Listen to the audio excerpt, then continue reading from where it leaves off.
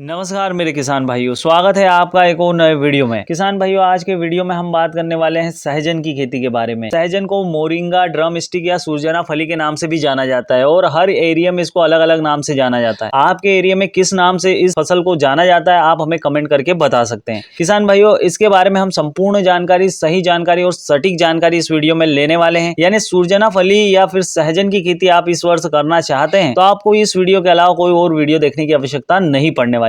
किसान भाइयों, मैं आपको बताऊंगा इस वीडियो में कि किस समय आप सूरजना फली या सहजन की खेती कर सकते हैं, कितने तापमान पर, किस प्रकार की जलवायु में इसकी खेती करना फायदेमंद साबित हो सकता है, किस प्रकार के तापमान या जलवायु में नहीं करना चाहिए खेती वो भी बताऊंगा, किस प्रकार की भूमि पर आपको इसकी खेती करना चाहिए, उस भूमि का पीएच मान आपको कितना करना पड़ेगा इसकी रुपाई करने से पहले, वो भी इस वीडियो में बताने वाले हैं। खेत की तैयारी कैसे करनी है, उन्नत किस्में कौन कौन सी है, प्रति एकड़ बीज कितना लगेगा या पौधे कितने लगेंगे। जी हाँ मेरे किसान भाई, इसकी बुआई और रुपाई दोनों की जा सकती है, तो आप बीज भी लगा सकते हैं और पौधे भी लगा सकते हैं। इसके साथ ही साथ हम बात करेंगे कि जब बीज आप लगा रहे हैं और अगर मान लीजिए देसी बीज का चयन कर रहे हैं तो उसका उपचार कैसे करेंगे, आपको उत्पादन कितना देखने को मिल सकता है, प्रूनिंग या कटिंग इसमें करनी पड़ती है हर फसल के बाद में, वो प्रूनिंग या कटिंग करते वक्त कौन कौन सी सावधानियां रखनी है, स्प्रे का शेड्यूल क्या होने वाला है, आपको कौन कौन सी बीमारियां इसमें देखने को मिलेगी, उनका आप निवारण कैसे करेंगे। किसान भाइयों, इसके बाद में हम बात करेंगे कि बुआई के समय इसमें प्राथमिक पोषक तत्व कौन कौन से आपको देना चाहिए, कितनी दूरी पर आपको पौधे लगाना चाहिए, कितने पौधे एक एकड़ में लगेंगे। किसान भाइयों, निंदाई गुड़ाई का कैसे मैनेजमेंट करोगे। किसान भाइयों, कितनी लाइफ साइकिल होती है इसकी, मतलब कितनी उम्र होती है पौधे की, कब उत्पादन देना शुरू करेगी, कितनी लागत आएगी, हार्वेस्टिंग कब करना है आपको, कितनी बार हार्वेस्टिंग देगी, यानी सब कुछ इस वीडियो में जानने वाले हैं। तो इस वीडियो को लास्ट तक जरूर जरूर जरूर देखना और जहां भी ये वीडियो आपको पसंद आ जाए उसी समय इसे लाइक शेयर जरूर कर देना और हमारे चैनल को सब्सक्राइब जरूर कर लेना। तो किसान भाइयों, आइए जानते हैं सहजन की खेती के बारे में संपूर्ण जानकारी, सही जानकारी और सटीक जानकारी। किसान भाइयों, सबसे पहले तो मैं इसके नाम बता दूं आपको, तो इसे इंग्लिश में ड्रम स्टिक कहा जाता है। इंटरनेशनल मार्केट में काफी डिमांड है, बहुत ज्यादा सप्लाई की जाती है और भारत इसका बहुत बड़ा निर्यातक है। किसान भाइयों, देखा जाए तो इसकी दो प्रकार की वेरायटी आती है, एक व्यावसायिक तौर पर यूज करने वाली वेरायटी आती है और एक घर पर खाने के लिए देसी वेरायटी आती है। अगर आप छोटे से एरिया में लगाना चाहते हैं अपने घर के लिए या फिर आप अपने लोकल मार्केट में बेचना चाहते हैं तो वहाँ देसी वेरायटी का चयन कर सकते हैं। तो किसान भाइयों, इस हिसाब से देखा जाए तो ड्रम स्टिक सूरजना फली की खेती का भाव आपको बहुत ही बढ़िया देखने को मिलता है, क्योंकि इसकी इंटरनेशनल मार्केट में मैंने जैसे कि बताया बहुत ज्यादा डिमांड है। इसी वजह से इसका भाव कभी कभी तो 100 रुपए से भी ऊपर चले जाता है, नहीं तो नॉर्मली 30-40 रुपए से लगाकर 60-70 रुपए तक रहता ही रहता है। इसलिए आपको भाव की और डिमांड की फिक्र करने की आवश्यकता नहीं है। किसान भाइयों, अब हम बात कर लेते हैं कि सही समय कौन सा है, कब आप इसका बुआई या रुपाई अपने खेत में कर सकते हैं। तो किसान भाइयों, अगर मैं सही समय की बात करूं तो जून, जुलाई, अगस्त, सितंबर महीने तक आप इसकी बुआई या रुपाई अपने खेत में कर सकते हैं।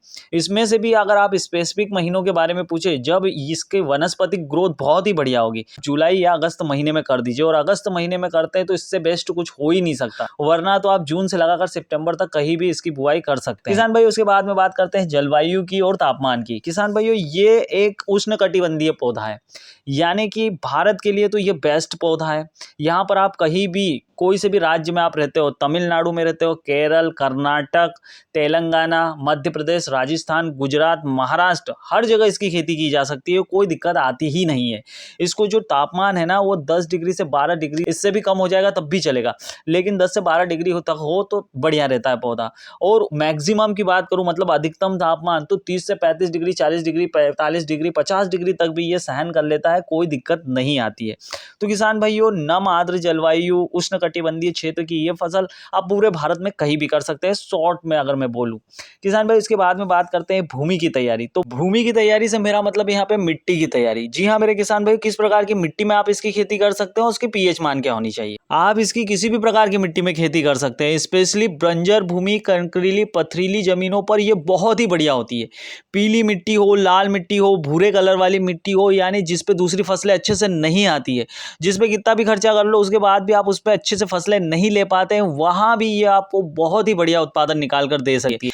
साथ ही साथ मैं बताऊं तो इसको कम पानी की आवश्यकता होती है, यानी अगर आपके पास सिंचाई का साधन नहीं भी है और बरसात पे ही निर्भर है तब भी इसकी खेती कर सकते हैं, यानी कि पानी और जमीन से इसका कोई ज़्यादा मतलब नहीं है। किसान भाइयों, अगर मैं बात करूं तो बंजर भूमि, कम उपजाऊ, सिंचाई के कम साधन, हल्की जमीन, ऐसी जगहों पर ये और उभर कर आती है और ही बढ़िया उत्पादन देती है। किसान भाइयों, अगर मिट्टी के पीएच वैल्यू की बात करूं तो वो 6 से लगाकर 7.5 तक होना चाहिए, बहुत ही बढ़िया रहता है इस फसल के लिए। तो कोई दिक्कत आपको मिट्टी के रूप में इस फसल में देखने को मिलने वाली नहीं है, अगर मैं शॉर्ट में बात करूं। किसान भाइयों, आप बात कर लेते हैं खेत की तैयारी। खेत की तैयारी इस फसल के लिए आपको कैसे करनी चाहिए। खेत की तैयारी के लिए आप सामान्य तरीका अपनाइए। सबसे पहले पलटी पुलाव करवाइए, पर पलटी पुलाव अच्छा वाला लाइए। नया पलटी पुलाव कहीं आपके एरिया में आया हो तो उससे करवाइए। अच्छी गहरी जुताई होनी चाहिए। गहरी जुताई से मेरा मतलब है कि 1.5 से 2 फीट तक अच्छे से काट देना चाहिए जमीन को, ताकि बहुत ही बढ़िया गहराई तक इसकी जड़ें पहुंच जाए। किसान भाइयों, पलटी पुलाव आपने करवा लिया, दिक्कत खत्म। किसान भाइयों, अब अगला काम आपको करना है गोबर की खाद। गोबर की खाद आपको डालनी ही डालनी है। अगर आपकी जमीन और कम उपजाऊ है तो उसमें तो स्पेशली गोबर की खाद के बिना काम होने वाला नहीं है। तो किसान भाइयों, आपको 2 से 3 ट्राली या 4 ट्राली भी 1 एकड़ हिसाब से ले सकते हैं आप। आपके पास जैसी भी व्यवस्था हो उस हिसाब से काम करिए। अच्छे से गोबर की खाद को लीजिए, उसको अच्छे से पूरे खेत में बिछा दीजिए। सड़ी हुई गोबर की खाद मिले तो बहुत ही बढ़िया है, थोड़ी कच्ची है तब भी चल जाएगा, कोई दिक्कत नहीं आने वाली। अब उससे बचने के लिए क्या कर सकते हैं कि सिंगल सुपर फास्फेट लीजिए, एसएसपी लीजिए, अच्छे से 2 बोरी लीजिए 1 एकड़ के पीछे, उसमें और कीटनाशक पाउडर फॉर्म में मिला दीजिए, अच्छे से मिक्स करिए, अच्छे से धूप में रख दीजिए, उसे सूखने दीजिए। उसके बाद में पूरे खेत में उसको फैला दीजिए। 1 एकड़ जमीन के लिए आपको 2 बोरी सिंगल सुपर फास्फेट लेना है और पर्याप्त मात्रा में फंगीसाइड और कीटनाशक आपको लेना है। किसान भाइयों, ये आपने छिड़क दिया, गोबर की खाद डल चुकी है, आपका सिंगल सुपर फास्फेट, कीटनाशक, फंगीनाशक, ये सब कुछ डल चुका है। अब आपके खेत को आपको कम से कम 15 दिन के लिए सूखने के लिए छोड़ देना है। 15 दिन जैसे ही हुए अब आपका खेत अच्छे से सूख गया है, तो इस सूखे हुए खेत में अच्छे से देसी हल से या फिर कल्टीवेटर चलवा कर अच्छे से बड़े बड़े जो ढेपे बने थे पलटी पुलाव चलने के कारण, उसको तोड़कर छोटे छोटे ढेपों में तोड़ देना है। अब आपको इसको और 4 दिन तक सूखने के लिए छोड़ देना है। जी हाँ मेरे किसान भाइयों, अच्छे से सूख गया है। उसके बाद में आप इसमें रोटावेटर चलवा दीजिए। जी हाँ मेरे किसान भाइयों, रोटावेटर चलवाइए। 2 बार रोटावेटर चलवा के अच्छे से जमीन को भुरभुरी कर लीजिए। अब आपकी जमीन भुरभुरी हो गई है, बढ़िया से तैयार हो गई है। अब आपके खेत में आप बेड बनवा सकते हैं। जी हाँ मेरे किसान भाइयों, आपको बेड बनाकर ही सूरजना फली की खेती करनी चाहिए, वो सबसे बढ़िया तरीका होता है। तो बेड बना सकते हैं आप 2.5 फीट चौड़े बेड। उन 2 बेड के जो सेंटर बीच का बिंदु होता है उससे 12 फीट की दूरी होनी चाहिए एक बेड से दूसरे बेड की। जी हाँ मेरे किसान भाइयों, 12 फीट की दूरी पर आपने 2.5 फीट चौड़े बेड बना लिए हैं। उन बेड की ऊंचाई आपको 1 फीट या 1.5 फीट के आसपास रहनी चाहिए। अगर आपकी जमीन भारी है, जहां पर पानी बहुत ज्यादा मात्रा में रुकता है, तब आपको 1.5 फीट ऊंचाई के लेना है। और अगर जमीन हल्की है तो आप 1 फीट ऊंचाई का बेड ले सकते हैं, आपको कोई समस्या आने वाली नहीं है। किसान भाई, इसके बाद में आप ड्रिप बिछा सकते हैं, ड्रिप का इस्तेमाल कर सकते हैं, इसके लिए बहुत ही बढ़िया रहता है ड्रिप। तो किसान भाइयों, आपने बेड बना लिए, अब आपको ये डिसाइड करना है कि आपको इसके पौधे से पौधे के बीच की दूरी कितनी रखनी है। कुछ किसान भाई 5 फीट रखते हैं, कुछ 4 फीट रखते हैं, कुछ 6 फीट रखते हैं, तो कुछ 7 फीट रखते हैं। लेकिन हमारे पौधे को अच्छे से ग्रो होना है तो कम से कम 6 फीट की दूरी आपको एक पौधे से दूसरे की पौधे के बीच की रखनी चाहिए। अब आप 6 फीट की दूरी रखिए और अब यहाँ पर जहाँ पर आप पौधे का रुपाई करने वाले हैं वहाँ पर गड्ढे करवा लीजिए। जी हाँ मेरे किसान भाइयों, गड्ढे करवाइए। आप कम से कम 2 फीट गहरे गड्ढे करवाइए और 1 फीट चौड़ा गड्ढा करवाइए उस बेड के ऊपर। गड्ढा करवाया और गड्ढा करने के बाद में आपकी जो मिट्टी, अब उस गड्ढे में आपको जो जला हुआ ऑयल होता है, जी हाँ मेरे किसान भाइयों, जो गाड़ियों में ऑयल जलने के बाद निकल जाता है, खराब हो जाता है, उस ऑयल का छिड़काव कर देना है। आपको मामूली मात्रा में इसका छिड़काव कर देना है। अब आपको गड्ढे को 15 दिन के लिए सूखने के लिए छोड़ देना है। किसान भाई, ये देखिए, जैसे ही आपका गड्ढा सूख जाता है, अच्छे से 15 दिन की धूप उसे लग जाती है, तब आपको रुपाई करना है। लेकिन रुपाई से 1 दिन पहले आपको विशेष काम करना है। ये सबसे महत्वपूर्ण दिन आपके लिए होने वाला है, क्योंकि इस दिन आपको उस गड्ढे में जो मटेरियल भरना है उसकी तैयारी कर लेनी है, जिसके लिए आप सबसे पहले वर्मी कंपोस्ट लीजिए। किसान भाइयों, कम से कम 4 बैग वर्मी कंपोस्ट 1 एकड़ में लेना है आपको। 4 बैग वर्मी कंपोस्ट लिए आपने तो 4 बैग आपको बड़े वाले कोकोपीट के भी लेने हैं। इस वर्मी कंपोस्ट और कोकोपीट को अच्छे से मिक्स कर लेना है और फिर इसे धूप खाने के लिए छोड़ देना है 4 से 6 घंटे के लिए। जैसे ही 4 से 6 घंटे की धूप खा लेता है किसान भाइयों, फिर आपको पर्याप्त मात्रा में फंगीसाइड और इंसेक्टिसाइड मिलाना है। उसके साथ ही आप नीम और सरसों की खली के 1-1 बैग कम से कम 10-10 किलो के बैग आपको इसमें मिला लेने हैं। किसान भाइयों इसके साथ में आप एक काम कर सकते हैं, DAP, SSP, single super phosphate, आप इसमें एक एक बैग DAP और सिंगल सुपर फास्फेट को अच्छी तरीके से मिक्स कर लीजिए।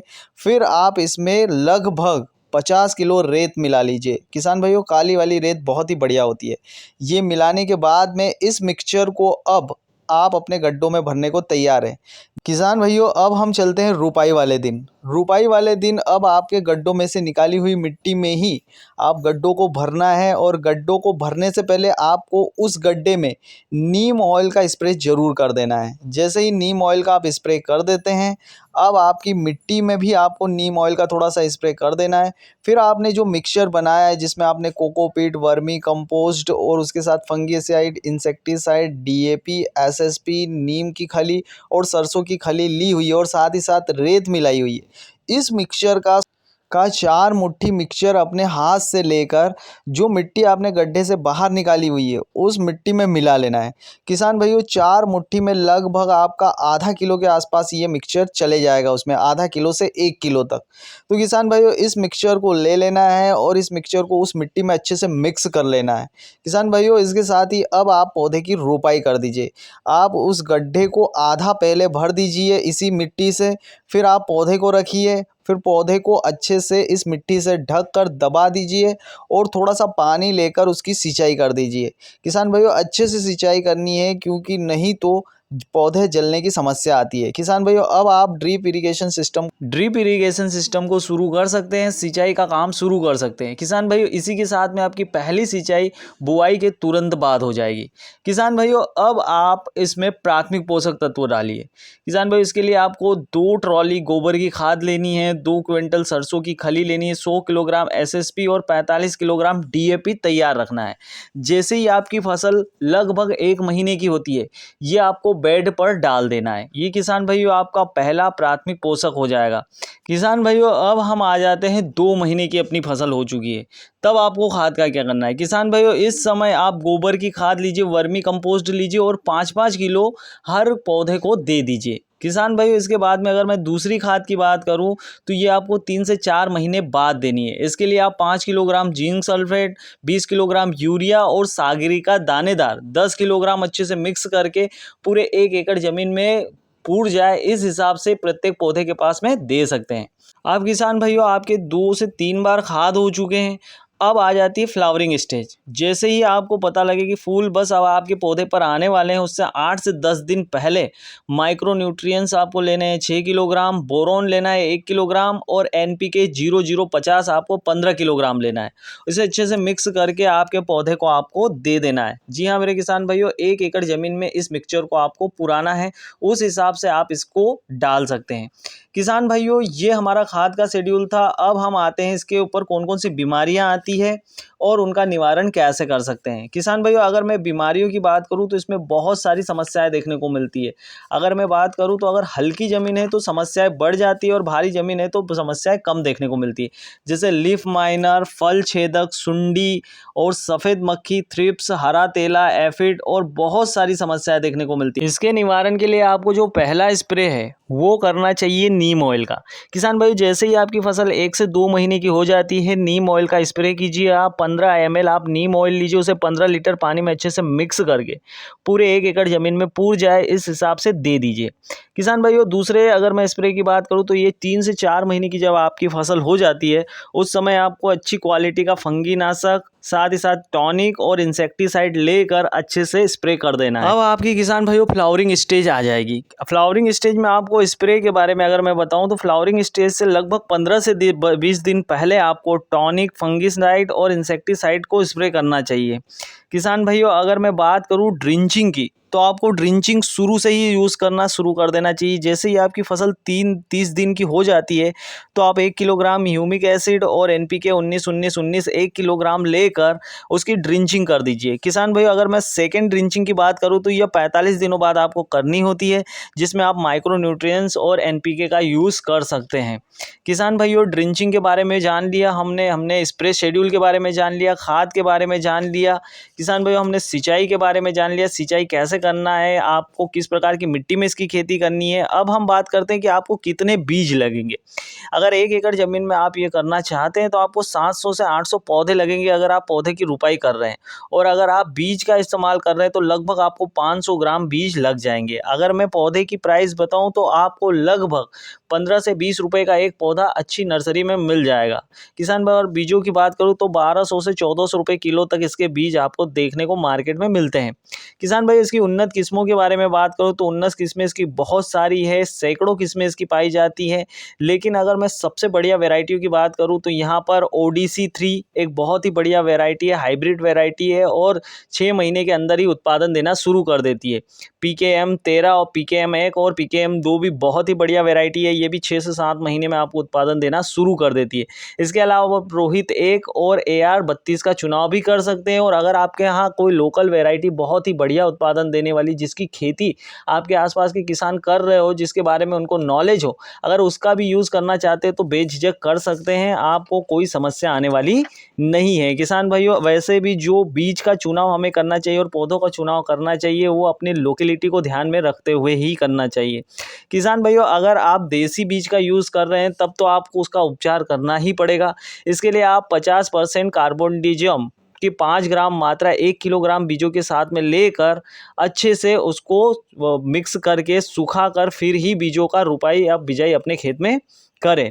किसान भाइयों, अब हम बात करते हैं प्रूनिंग या कटिंग की। जैसे ही आपकी फसल आती है उसके बाद में फसल एक बार हार्वेस्टिंग हो जाने के बाद में आपको इसकी प्रूनिंग या कटिंग करनी होती है। जहाँ से भी आपको ब्रांचेस निकालनी हो वहाँ से इसकी कटिंग कर दीजिए, ताकि वहाँ से एक की बजाय 2 या 3 ब्रांचेस नई निकल आए और आपका उत्पादन बढ़ता रहे। किसान भाइयों, बात करें तो इस पौधे की हाइट 4 से 5 मीटर, यहाँ तक कि 6-6, 7-7 मीटर तक भी चली जाती है।